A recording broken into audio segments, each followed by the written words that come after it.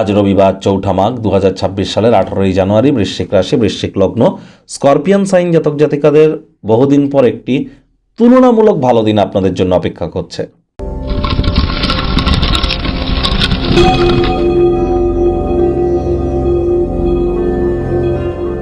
ভিডিওটির শুরুতেই স্ক্রিনে আপনারা দেখতে পাচ্ছেন সূর্যদেবের প্রণাম মন্ত্র। ওম জবা কুসুম শঙ্কাশং কাশ্যপেয়ং মহাদুতিম ধান্তারিং সর্বপাপঘ্নং প্রণতহস্মি দিবাকরম।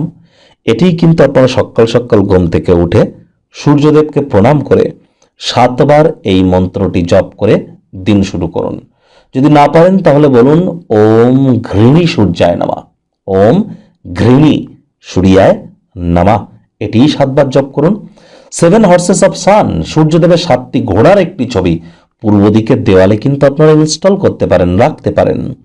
পিতা বা পিতৃতুল্য ব্যক্তিবর্গের সেবা করুন, সদ্ব্যবহার করুন, তাদের উপকারে লাগুন।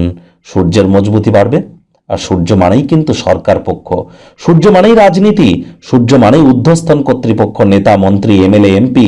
সূর্য মানেই তো সরকারি চাকরি, সূর্য মানেই administrative level, reputation, vitamin D, আমাদের confidence level, management skill, leadership quality, এ সবই তো সূর্য।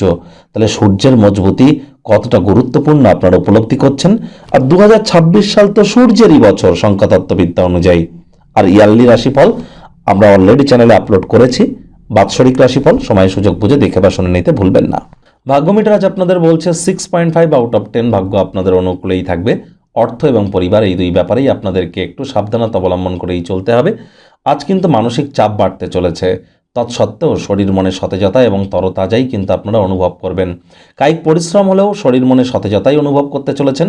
ব্যয়বহুল একটি দিন, খরচ বাড়বে, টাকা পয়সার লাভ প্রত্যাশা মাফিক হয়তো হবে না।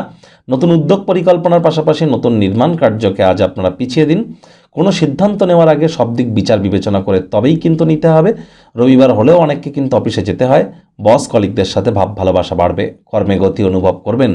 নিজের মেধা দক্ষতা ট্যালেন্টের দৌলতে প্রশংসার পাত্রপাত্রীও আপনারা হতেই পারেন।